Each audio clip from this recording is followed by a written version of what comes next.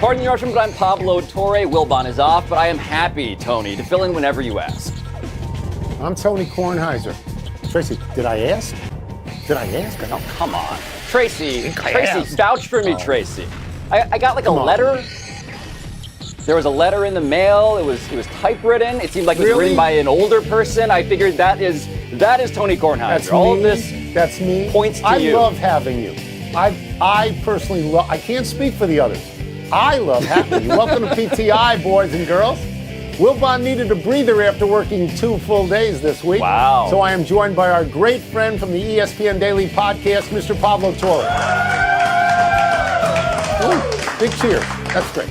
And we begin today with Aaron Rodgers, finally speaking his mind and unburdening himself about the dissolving relationship between him and the Green Bay Packers management. Rodgers said he wanted more say in decisions about the offense. He said he didn't want to be a lame duck quarterback. He said, quote, "If you can't commit to me past 2021, go ahead and make a change," unquote. He said he wanted to recruit free agents. He listed about 10 former teammates who he said the Packers got rid of that bothered him. He said they were high-character locker room guys. He said the Packers ultimately threw money at him, but that wasn't the point. And finally, Rodgers said, quote, "I know I can still play. I want to play. I'm not a victim here at all," unquote. Pablo, do you think Rodgers can flourish in Green Bay being this angry? Tony, I love that you are asking me this question because you have been motivated by spite and have flourished for decades now. So we know that this can work.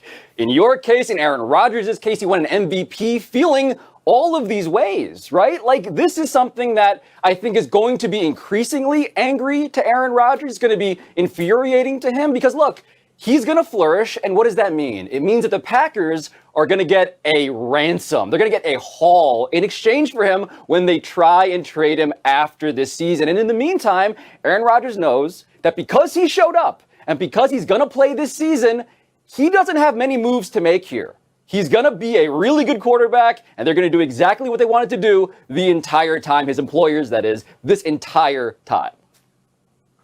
I love the fact that you're looking down the road on this season. I'm going to concentrate right now on what a wow it was to see Aaron Rodgers and hear Aaron Rodgers say these things. I did not expect this at all. I thought he would be typically coy and mysterious and hazy and sort of superior, and he was not. And I took notes on this, okay? He was specific, he was angry, he was methodical. And Pablo, this was the pain of years. This wasn't just, as he said, a draft day decision a couple of years ago. I mean, he sat there and he said, I'm quoting now, "Green Bay is not a vacation spot.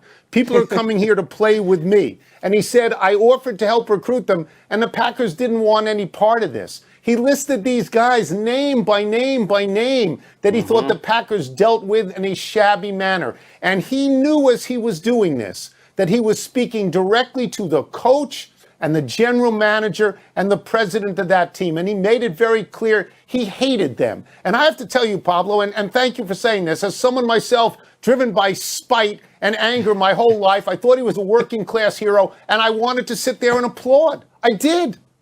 Well, here's where I began to boo a little bit because I loved everything that he gave us in terms of the honesty and the bluntness. The thing I didn't love, and this sort of feels like a window to look into the future again, into how he's going to pivot here, he blamed the media for making up all of these stories that he thought were unfair because we didn't have anything to talk about. He basically called us Geraldo, Tony. Here we are in front of the vault. But inside the vault, it turned out, was this press conference. And everything, all of the animosity, the animus, the spite, it's in there. And it's real, and that's why this season is going to be so fun for me. So a Geraldo Rivera reference, very good for me. Very good, because I'm old and remember Geraldo well on Channel 7 in New York. Let me get to what I think he really did. I think he directed his comments at his teammates. His teammates have to love him. That is his constituency. He said, "I'm labor. I'm not management. I don't care about their money." I thought he was playing to teammates gone and teammates present. I thought he won the locker room. And I think for a player in any sport, that's the most important thing. I don't think a player can say of Aaron Rodgers, oh, he thinks because he makes all this money, he's better than us. I didn't get that sense at all. I mean, I think honestly, that players, particularly in football, they want to say these things. They want to say management thinks they can pay us and then treat us shabbily, and they're afraid. Aaron Rodgers not afraid. Not afraid. No, he won the locker room, I think, as well. He won the right to Randall Cobb again, because that trade just went through for a 6th rounder. The question I have, Tony, is whether the stuff I just listed, is that enough to make him realistically do anything other than fuel another news cycle as this season progresses? I feel like we're going to do all of this, Tony, the same exact conversation. We're going to have it like next spring once again. But now for today's drama in college football, because just 1 month ago, Tony, SEC boss Greg Sankey was hailed by other conferences for what appeared to be his inclusive effort to expand the college football playoff to 12 teams. But now that the SEC is on the verge of adding Texas and Oklahoma, some think Sankey was just trying to create playoff space for more SEC teams. The Athletic reports that other conferences are reconsidering the expansion as a result. Do you think they'll punish Sankey and the SEC by not going through with it, Tony? So I want to try to understand this question. Are you asking me that because they're mad at the ACC, other conferences are going to limit SEC? They're mad at the SEC. Other conferences are going to limit how much money is going to be out there for all of them on the table. That's right. Because they don't like the SEC, because the SEC is smarter and better than they are, because they feel the Big 12's feelings were hurt. Well, without Texas and Oklahoma, there is no Big 12. They don't matter at all. What do they bring to the table? Do they bring West Virginia? The SEC is by far the best football conference and has been for years, and now it is even better. Most of these conference commissioners, who are very highly paid and overpaid, I would say, if they are actually going to limit the amount of teams in the playoff, which will necessarily limit the amount of money they're going to get, if they do that, they should be fired immediately. Yeah, Bob Bowlesby, who is the commissioner of the Big 12, one of the great names in human history given his profession, that guy, Tony, had no idea Greg Sankey was plotting this while they were in discussions as recently as weeks ago. So I understand why Bob Bowlesby feels like he needs to stomp his feet and threaten to derail the money train for everybody, because that guy had his lunch taken from him. No way around that. But you are absolutely right insofar as everybody, I think, also realizes the status quo financially is not going to work for everybody else that is not the SEC. The SEC, weirdly, is the best positioned big picture of anybody. Everyone else needs to eat off of their plate, and the way you do that necessarily involves a 12-team playoff. So again and again and again, conferences are done. The NCAA is done. There's going to be one giant conference with between 40 and 60 schools. It's going to be subdivided geographically. It's going to be a cash cow. Can I make myself any clearer? I'm mourn the end of conferences. You know, I loved conferences, but you know what? I mourn the end of the times when I used to have to get up to change the channel, but I've adjusted. I've adjusted.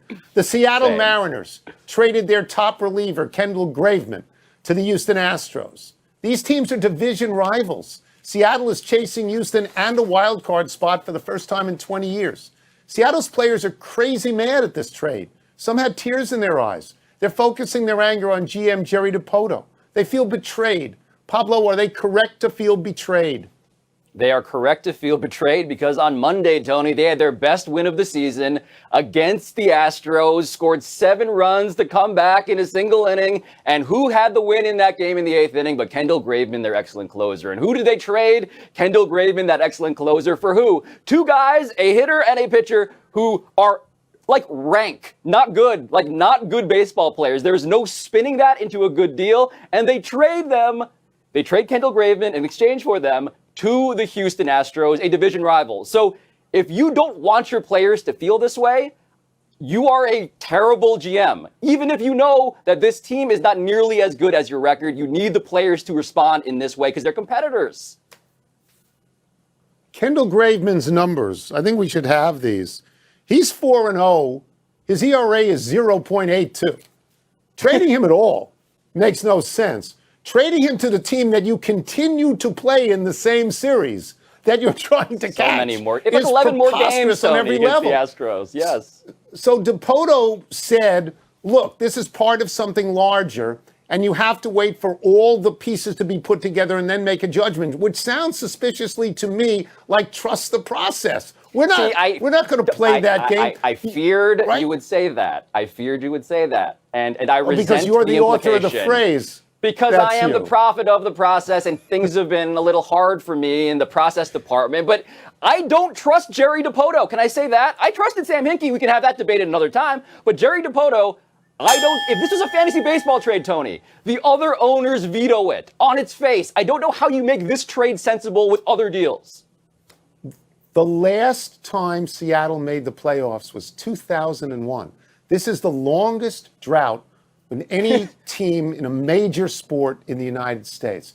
You're trading away to a team in the division, a team you have to play 10 more times. You're basically saying, here, take it, win the whole thing. It's awful. It's just heartless. Let's take a break. Coming up, Katie Ledecky finally strikes gold. What's the word for what she pulled off in the 1500? And did the men's Olympic basketball team figure out its issues against Iran? Seattle is this forgotten place. They got no basketball team. They got expansion hockey. Their football team, the quarterback said, here's a list of teams to trade me to. like what's happening? Pablo's parents may be doctors, but are they honorary doctors like me? I think not. What's first? Katie Ledecky's gold medal in the 1,500 meter free was blank. It was redeeming. Okay, these don't appear to be the Katie Ledecky Olympics at this point.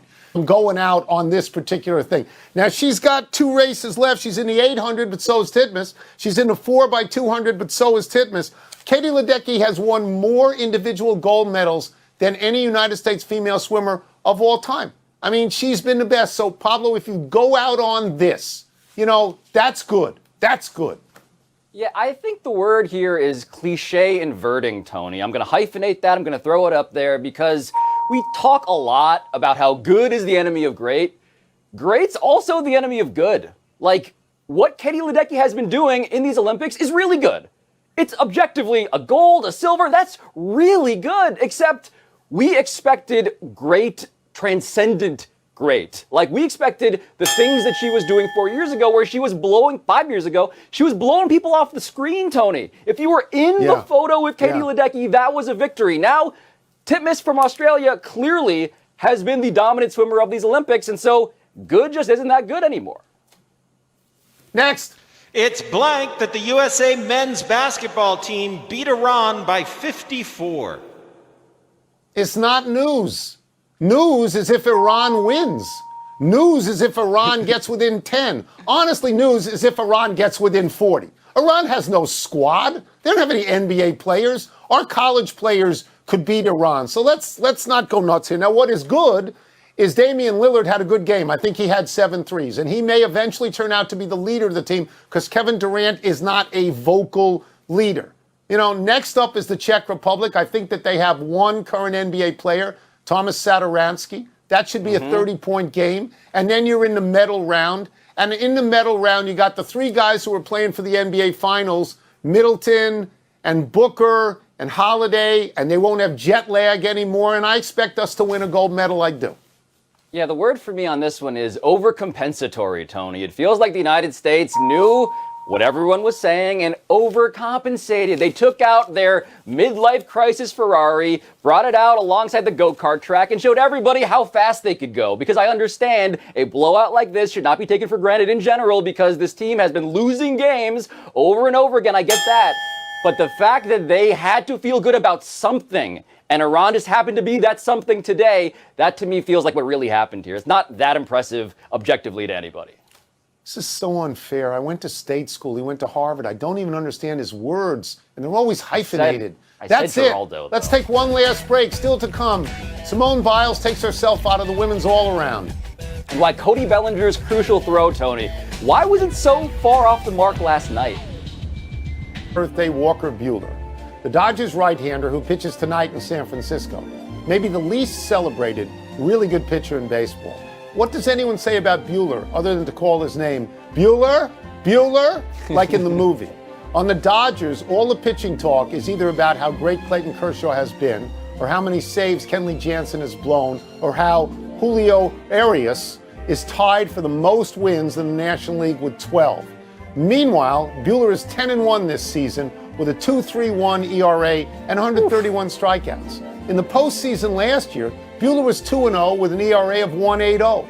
He pitched Game 3 of the World Series. He struck out 10 in 6 innings, allowing 1 earned run. In the last 3 seasons, Buehler is 25-5 with a 2.93 ERA and 388 strikeouts in 347 innings. Maybe Buehler ought to get a little more run. Yeah, I must admit I am pretty ignorant as to Walker Buehler's statistical matters. I learned a lot from you just then, but I want to tell you something, Tony. You mentioned Matthew Broderick, Ferris Bueller himself, the face of American youth. His birthday we'll be celebrating next year is number 60, if you weren't feeling existential enough today already. Wow, he's catching me. A not-so-happy anniversary, Detroit Lions. Around this day 22 years ago, the franchise was stunned when Barry Sanders, the greatest running back in Lions history, announced his retirement at the age of 30. Sanders announced it in a carefully crafted letter to his hometown newspaper in Kansas, the Wichita Eagle. Sanders later wrote in his autobiography, quote, "I didn't see what good there was in hanging around when the organization wasn't trying to put together a winning team. I didn't think we were as serious about winning as our competitors," unquote. The Lions were similarly jolted 5 years ago when their great wide receiver Calvin Johnson abruptly retired at the same age, 30. Among the teams that were playing when the Super Bowl era began nearly 55 years ago, only the Lions and the Cleveland Browns have not made it to the Super Bowl. The Lions' playoff record is a hideous 1-12. 1-12 is mind-blowing to me. I was going to give credit to Barry Sanders, Tony, for just being ahead of his time, because obviously Andrew Luck more recently stepped away from football earlier than we thought he would. But I do think there's a Lions thing going on here, because Calvin Johnson retired, pretty immediately went and became a marijuana magnate, which feels like the only appropriate medical treatment for playing for the Detroit Lions for as long as he did. I like that. That's funny. Happy trails to the all-around for Simone Biles. The defending gold medalist has withdrawn from tomorrow's individual all-around competition to focus on her mental well-being. USA Gymnastics issued a statement supporting. What blew my mind about that was we keep asking, how is it that Simone Biles had to withdraw, retreat?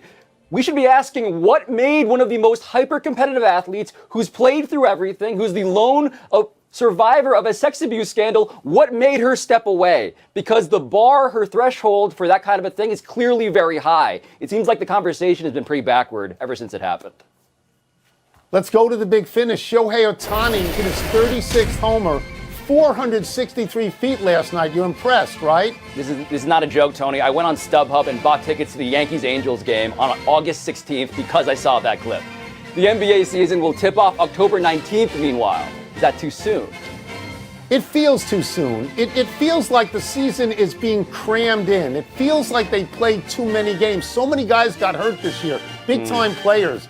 Mike D'Antoni is stepping away from his role as an assistant to Steve Nash on the Nets. What do you read into that? I read into the fact that he has coached Kyrie Irving, Kevin Durant, James Harden twice, Carmelo Anthony, Kobe Bryant back in the day, Joel Embiid, Ben Simmons. He could use a break. He's been doing a lot of ego management. Cody Bellinger's throwing error, meanwhile, led to a Giants win. Break it down. It was so far high up that nobody could catch it. It had launch angle. It had exit velocity. Cody Bellinger's batting, 163? Last one. The Rangers snapped their 12-game losing streak by beating the Diamondbacks. Are you happy for them? Sure, I guess. I'm more intrigued by Madison Bumgarner pitching for the Diamondbacks tonight because he dated a girl once named Madison Bumgarner. Another fact that's accurate. That's weird. We're out of time. We'll try and do better the next time. I'm Tony Kornheiser. And I'm Pablo Torre. Please check out ESPN Daily, Apple, Spotify, wherever you get your podcasts. And now here is SportsCenter.